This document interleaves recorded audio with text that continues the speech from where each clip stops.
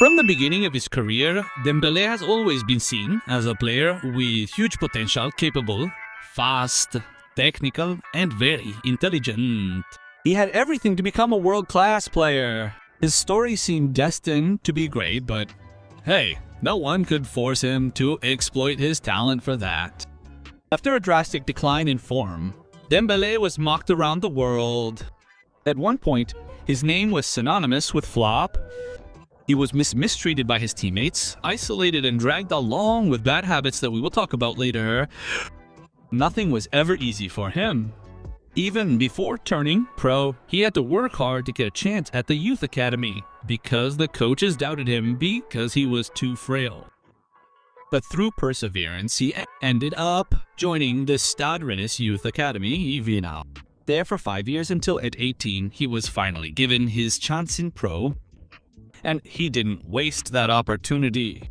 29 games, 12 goals, and 5 assists with masterclasses like his hat-trick in the Breton Derby in Laon. That launched him onto the world stage. Dembélé was seen as a diamond in the rough, and Rennes quickly sold him to Borussia Dortmund for just 15 million euros. In his suitcases for Germany, he already brought with him a League One Player of the Month award and the league's Best Young Player award.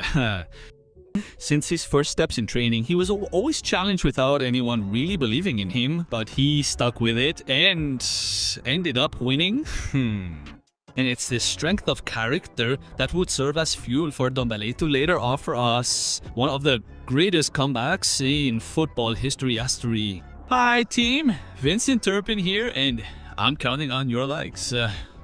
This video took a lot of work from me, so I'm giving you a challenge. We're aiming for 50 likes. Come on, we can do it. So Dembélé landed in Germany at the club that has the best talent scouting in Europe. Every year, they release a cracker and sell him for absurd prices, but they never manage to become a team that wins titles. Anyway, if you want a video on this strange situation in Dortmund, let me know in the comments. In Germany, Dembélé only stayed for 1 season. A meteoric career as intense as his technical quality is Duarte. At 19, he was one of the team's leaders with 50 matches, 10 goals, and the mind-blowing stat of 21 assists alongside his buddy Obame Ohanujina. The two formed a dynamic duo.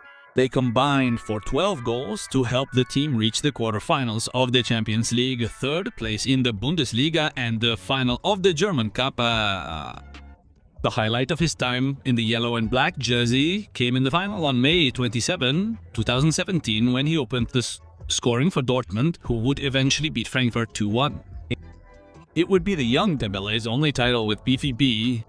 He was named the top prospect and included in the Bundesliga's Team of the Year at season's end. And that's when the first huge controversy of the young player's career occurred.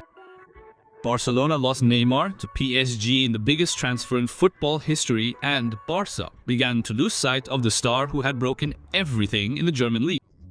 The Spanish club offered 100 million euros immediately, rejected by the German management. This already meant that Dembélé's value had increased more than 5-fold in the space of a single season. The youngster was afraid that the Catalan club's eagerness and the inflexible stance of Dortmund's management would scupper the negotiations and prevent him from realizing his dream of playing for Barcelona. So, he made some very questionable decisions. Unilaterally, on August 10th, Dembélé skipped training without notice and ignored the sporting director's calls. The club, having no alternative or response, began imposing heavy fines on him deducted directly from his salary, triggering a huge internal crisis. Even Klopp was upset. He leased the house Dembélé was living in. The player fled to France, leaving the place in a deplorable state with damaged furniture and rubbish everywhere. This prompted the owner Klopp to file a complaint against the player for the damage. Dembélé's boycott lasted 15 days. Finally, on August 25, 2017, Barcelona gave in to market pressure and sealed the deal. The final amount was 105 million euros in fixed stake, plus euro 40 million euros in bonuses and variables. In short, a total package of euro 145 million euros, which is practically what the German club was demanding at the very beginning of the clash. This amount cost Barca a lot of money, but it costs you absolutely nothing to subscribe to the channel. It's 100% free, and it helps us continue to produce very high quality content. As always, thank you very much. At Barcelona, Ousmane experienced the darkest period of his life both personally and professionally. He had to deal with addictions, loneliness, mistreatment by some teammates, and the monumental pressure of costing one of the most high-profile clubs in the world euro 145 million euros, 145 million euros. He stayed there for 6 years. He scored 40 goals and provided 43 assists in 145 games. The simple fact of playing an average of around 30 games per season perfectly illustrates the of the injuries he went through. In 17-18, a first season was ruined. He tore his thigh tendon in his third game and only played 24 matches, scoring 4 goals. In 18-19, it was his most prolific season with the club. 42 games, 14 goals, and 8 assists. He had incredible flashes of genius, but he was too lacking in the final move and defensive retreat. It was also the season when Dembélé found himself in the public eye. His addiction to video games, especially Fortnite, became a real institutional problem. At Barca, he would organize online sessions with his friends until the end of the night. The worst episode occurred in November 2018. He did not answer the club's calls for an hour and a half and simply missed the entire morning training session because he was fast asleep. The same December saw another outbreak. He arrived more than 2 hours late for another tactical session. As punishment, Barca lost patience and imposed a record fine on him. The Spanish press leaked that the salary deduction for his lateness amounted to the colossal sum of almost 100,000 euros. On top of that, the club had to impose an almost childish rule. It prohibited Dembélé from turning off his phone or putting it on silent at night so that a club employee could call him in the morning to make sure he was awake. In 2018, Suarez gave a scathing interview saying that Dembélé needed to focus, be more responsible, and learn from his elders, while Piqué publicly told him that he needed to understand that football is a profession that you live 24/7. All these controversies led him to rock bottom physically in 1920. The youngster suffered serious muscle injuries, tore another tendon, and only played 9 small games in the entire year, scoring a single goal. In 2021, he returned to his physical shape under Ronald Koeman. He worked with personal fitness trainers outside the club, played 44 matches, his record at Barca, and scored 11 goals.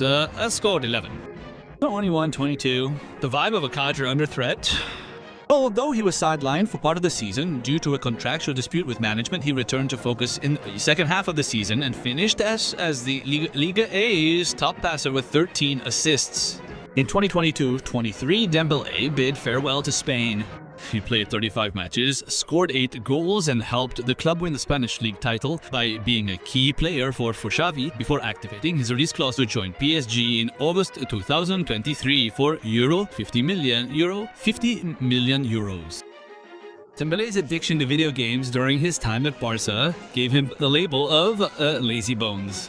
When you add to that his repeated absences due to injuries, he has retained this reputation as a player who doesn't care and who cracks under pressure and who crashes. Because for the fans, Dembélé was a huge overpriced flop.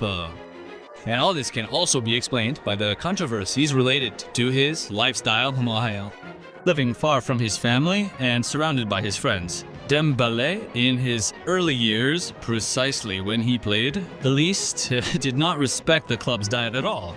He became addicted to junk food and sodas, not to mention the many arguments with the chefs who tried to impose a healthy diet on him. The kid didn't like it and ended up firing them. All this, added to the huge attention generated by his enormous potential and his enormous cost to the club, turned him into a persona non grata at Barcelona. This led to episodes of isolation and mistreatment, often disguised as a joke. Who doesn't remember the scene where the team captains simply refused to let Dembele take a part in a photo during the celebration of the league title?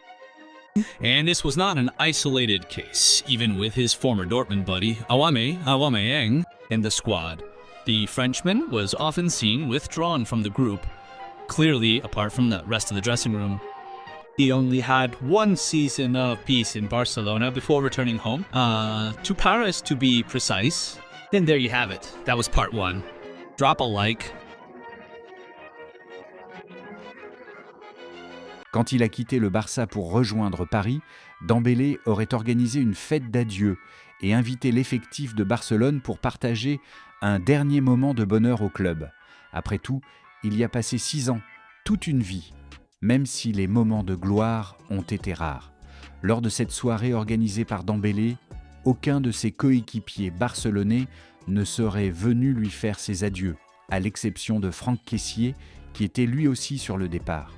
En dehors de cela, les supporters le détestaient littéralement à cause de ce qu'il coûtait au club. Dembélé quitte Barcelone ridiculisé et chassé, sans la moindre gratitude ni le moindre respect. Son passage frustrant se résume à 185 matchs, 40 buts et 41 passes décisives. Mais la statistique la plus marquante reste ses 15 blessures qui l'ont éloigné des terrains pour plus de 120 rencontres avec l'équipe catalane. On comprend mieux la frustration autour de son nom. Mais la vie offre souvent de nouvelles chances pour réécrire notre histoire. Dembélé arrive au PSG sans susciter de grandes attentes, pour un montant bien inférieur aux 140 millions d'euros qu'il avait fait passer de Dortmund à Barcelone. L'espoir était qu'il devienne un joueur plus régulier et qu'il puisse aider l'équipe quand elle en aurait besoin. Mais à ce stade, le joueur n'arrive même pas à offrir cela. Même de retour au pays, ses débuts ont été difficiles. Le PSG traversait un choc des réalités et une transformation totale, avec Luis Enrique essayant d'imposer son style agressif et différent, tout en gérant les départs importants de Messi et Neymar. Face à cette réalité complexe, le crack français met 3 mois avant de marquer son premier but à Paris. Les médias ne le lâchaient pas, soulignant que Neymar, qui avait été poussé vers la sortie, comptait plus de buts que lui en n'ayant joué qu'un seul match pour son nouveau club où il avait inscrit un doublé. L'une de ces publications est même arrivée jusqu'à Neymar, qui a pris un malin plaisir à commenter en riant, ce qui est très mal passé dans le vestiaire parisien. C'était la 2e tentative de Dembélé pour remplacer Neymar. À son arrivée au Barça, le président Josep Maria Bartomeu avait déclaré qu'il était meilleur et que le club blaugrana n'avait plus besoin du Brésilien. Il n'a pas réalisé une saison transcendante avec 42 matchs, 6 buts et 12 passes décisives. Cependant, son influence sur le terrain a fini par le sortir du viseur de la presse, lui qui était complètement grillé à ses débuts après avoir mis des mois à marquer. Ces statistiques ne sont pas mauvaises pour un joueur moyen, mais le fait est que ce garçon était censé devenir l'un des meilleurs du monde à 26 ans. Au lieu de cela, la réalité était que les supporters fêtaient le fait qu'il ne se soit pas trop blessé et n'ait pas causé de gouffre financier à Paris. Il n'a manqué que 6 matchs pour 4 blessures légères sous la direction stricte de Luis Enrique et du staff médical du PSG. Comme je l'ai dit, son influence dans le jeu parisien était pertinente, mais il ne dépassait pas le statut de Robin pour le Batman qu'était Mbappé. Pendant l'un des matchs qu'il a raté, il a profité de son temps libre pour s'abonner à la chaîne, ce que tu devrais faire aussi. Je veux atteindre les 1000 abonnés cette semaine, et je sais que vous pouvez nous aider à exploser cet objectif, alors on y va. C'est la 2e vidéo sur l'histoire de Dembélé en route pour devenir le meilleur joueur du monde. C'est une vidéo qui demande beaucoup de recherche et énormément de travail pour vous donner le maximum d'informations précises. Vous avez adoré la première vidéo, alors si tu te sens un peu perdu, va la regarder et lâche ton like pour soutenir notre travail. Un moment qui est définitivement entré dans l'histoire, c'est quand Dembélé a affronté Barcelone en quart de finale de la Ligue des Champions. Vu tout ce qu'il a traversé en Espagne, ce n'était clairement pas un match normal pour aucun des deux camps. Le match aller a eu lieu à Paris, où l'équipe locale a perdu 3-2, et Ousmane a marqué l'un des buts. D'habitude, quand un joueur marque contre son ancien club, il ne célèbre pas par respect pour l'institution. Mais il semblerait que cette règle ne s'applique pas à l'actuel meilleur joueur du monde, haha. Dembélé a célébré avec rage, comme s'il venait de marquer le but de la victoire en finale de la Ligue des Champions. On sait que rien de ce que font ces joueurs n'est laissé au hasard. Évidemment, c'est très mal passé auprès des supporters barcelonais qui ont promis de se venger du Français. L'avant-match au Camp Nou a été électrique. Les supporters ont manifesté massivement pour s'assurer que Dembélé comprenne le message et que son ego en prenne un coup.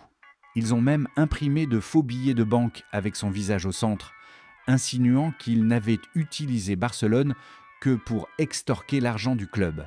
Si cela a eu un impact sur le match, ce n'était certainement pas celui espéré par les supporters.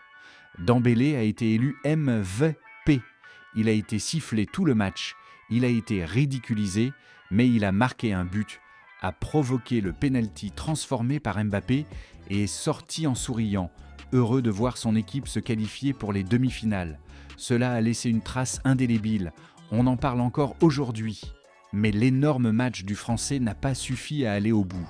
Le PSG a été éliminé par un autre ancien club de Dembélé, le Borussia Dortmund, et s'est arrêté là en Ligue des Champions. Dembélé était vu comme un créateur d'occasion. Étant ambidextre, il était une véritable boîte à surprises, toujours prêt à sortir des dribbles et des choix créatifs qui ont offert de nombreux buts à Mbappé. Mais maintenant que Mbappé a quitté Paris pour Madrid, Luis Enrique a dû s'adapter au départ de sa star. Il a alors mis en place son plan tactique qui allait changer l'histoire du PSG et celle de Dembélé. Ousmane courait beaucoup, mais parfois sans concentration ni direction. Sans un joueur exempté de tâches défensives, Luis Enrique a construit un système offensif beaucoup plus collectif, mais qui reposait presque entièrement sur les cassages de lignes et le talent individuel de ses joueurs. Avec des mouvements tactiques coordonnés et spécifiques, ils devaient créer des espaces et utiliser leur talent pour débloquer les matchs. Désormais, Dembélé avait une concentration et des obligations très claires. Au début, il a formé un duo redoutable avec Barcola. Le Français a commencé à jouer comme un véritable maestro périphérique, attirant la prise à deux sur le côté droit pour renverser le jeu rapidement et laisser Barcola en 1 contre 1 sur le côté opposé. La grande critique de la saison précédente était que Dembélé créait le chaos mais finissait mal ses actions, d'où des statistiques modestes. Pour la saison 24-25, le staff technique a exigé qu'il soit beaucoup plus présent dans la surface de réparation. Sans Mbappé pour garantir 40 buts par saison, le poids de la finition devait être partagé. Dembélé a commencé à recentrer davantage son jeu au lieu de chercher systématiquement la ligne de fond, ce qui a entraîné une légère amélioration de ses statistiques de but, même si sa vocation première restait celle de passeur. Mais tout n'a pas été rose. Il est évident qu'un plan tactique aussi précis et avancé ne s'assimile pas du jour au lendemain. Les joueurs ont besoin de temps pour s'adapter et comprendre véritablement ce qu'on attend d'eux. Dembélé s'est amélioré, mais vers la fin de l'année 2024, il était loin d'être le joueur qu'il est aujourd'hui et le PSG, dans son ensemble, n'approchait pas de l'excellence tactique et technique qu'il affiche actuellement, malgré une base de joueurs strictement identiques. L'équipe peinait en Ligue des Champions avec des performances en dents de scie.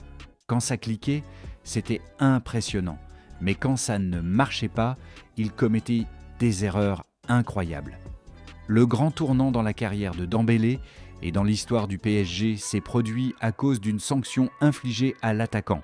Fin septembre 2024, après une victoire contre Rennes en championnat, il a eu un vif accrochage avec Luis Enrique dans le vestiaire concernant ses rôles tactiques et ses responsabilités collectives. En réponse, l'entraîneur a pris une décision radicale et très risquée. Il a écarté Dembélé du voyage pour Londres, privant sa principale star d'un match crucial contre Arsenal en Ligue des Champions. Luis Enrique avait alors affirmé que quiconque ne respectait pas les obligations de l'équipe ne jouerait pas. Cette décision a choqué la presse, mais le résultat a été magique. Des mois plus tard, Luis Enrique lui-même a déclaré en interview que cela avait été de loin la meilleure décision de l'année. Ce choc des réalités a provoqué un déclic dans la tête du Français qui est revenu avec la ferme intention de prouver sa valeur. Pour en revenir au match contre Arsenal, le 1er octobre, Paris devait gagner pour rester dans le top 8 de la nouvelle phase de Ligue de la Ligue des Champions. Avec l'absence de Dembélé, qui était essentiel à l'attaque, la responsabilité offensive de l'équipe est tombée sur les épaules du très jeune Barcola. Paris est alors devenu inoffensif et Arsenal a tourné le couteau dans la plaie. Une défaite 2-0 qui a précipité le PSG dans la zone des barrages ou 16e de finale. Après cette mise à l'écart, Dembélé a définitivement abandonné son image de garçon indiscipliné et a endossé le rôle de pilier de l'équipe. Tout ce que l'entraîneur espagnol avait dit à Mbappé, c'est comme s'il l'avait dit à Dembélé. Mais contrairement à Kylian, Ousmane a compris, a décidé d'y croire et de suivre ses directives à la lettre. Il est devenu un leader silencieux, non pas en poussant des coups de gueule dans le vestiaire, mais en montrant l'exemple sur le plan physique et tactique. Autrefois critiqué pour son incapacité à suivre un régime alimentaire, Dembélé faisait désormais tout son possible pour rester en forme et disponible. Luis Enrique a lui-même confié qu'il était devenu une toute autre personne, faisant une blague en référence à ce qu'il avait mangé à Noël, haha.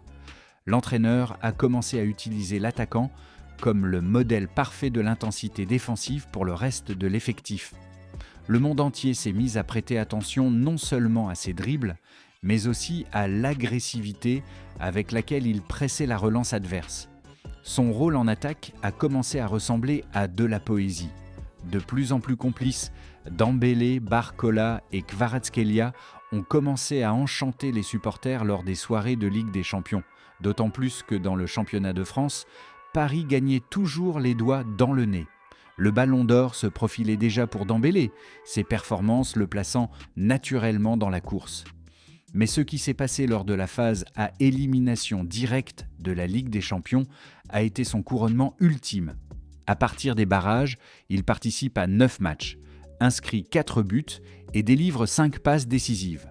En quart de finale contre Aston Villa, Dembélé a été mis au défi car la presse affirmait que Villa était arrivé à ce stade grâce à son bloc défensif ultra consistant et sa ligne haute parfaitement synchronisée. En théorie, les joueurs de Paris n'arriveraient pas à marquer car ils seraient systématiquement pris au piège du hors-jeu. Dembélé en a rigolé. Lors du match aller au Parc des Princes, il n'a pas eu une nuit de statistiques pures, mais sans lui, Paris n'aurait pas pu gagner 3-1 pour s'assurer un avantage crucial avant le match retour. Il a délivré une passe décisive, mais a réussi 9 passes clés, créé une grosse occasion et enregistré une vitesse de pointe de 36,5 km/h. Au match retour, le PSG perd 3-2 mais conserve sa qualification. En demi-finale, l'Arsenal de Mikel Arteta, toujours aussi pragmatique, solide et avec une aura d'invincibilité, arrivait avec une hype monumentale après avoir donné une leçon au Real Madrid. Il a fuité dans les couloirs de la télévision française que, lors des entraînements d'Arsenal, Arteta a passé plus de 40 minutes à se concentrer exclusivement sur la façon d'arrêter Dembélé. Il aurait dit à ses défenseurs de ne lui laisser aucun espace pour pivoter, car s'il se tournait face au jeu, toute la structure s'effondrerait. Finalement, la prophétie d'Arteta s'est réalisée. Comme toujours, Paris cherchait des moyens de briser la défense d'Arsenal. Dembélé s'en est chargé au match aller en marquant le seul but de la rencontre, utilisant sa vitesse pour changer le rythme et semer la panique chez les défenseurs, sachant qu'il pouvait éliminer de n'importe quel côté. Lors du match retour, Paris a réussi à s'imposer 2-1. Dembélé a été préservé mais a tout de même été décisif. Le match était bloqué jusqu'à ce que le Français n'entre en jeu à la 70e minute.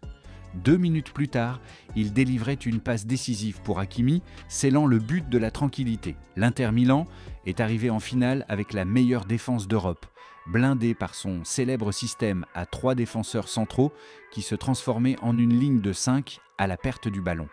Le plan de Simone Inzaghi était de coincer Dembélé sur la ligne de touche avec une prise à deux de Di Marco et Bastoni. Mais Luis Enrique avait gardé une surprise tactique pour la finale. Une mobilité absolue, Dembélé n'a pas joué fixe sur l'aile droite. Il a reçu une liberté totale pour flotter comme un faux neuf ou s'infiltrer dans l'axe. Cela a créé un véritable casse-tête pour les défenseurs italiens, Acerbi et Bastoni, qui ne savaient plus s'ils devaient sortir pour le chasser ou maintenir leur ligne défensive. Le déclencheur du pressing haut, sachant que l'Inter aimait relancer court depuis son gardien Yann Sommer, Luis Enrique a positionné Dembélé comme le déclencheur du pressing. À chaque fois que le ballon allait vers l'un des défenseurs centraux de l'Inter, Dembélé faisait un sprint à haute intensité pour couper les lignes de passe. C'est exactement cette lecture du jeu qui a détruit la stratégie italienne. Dembélé est sorti de ce match avec 2 passes décisives historiques, aidant ses coéquipiers à infliger la plus grande différence de but dans une finale en massacrant la meilleure défense d'Europe sur un score humiliant de 5-0. À ce moment précis, tout le monde savait déjà qui était le meilleur joueur du monde.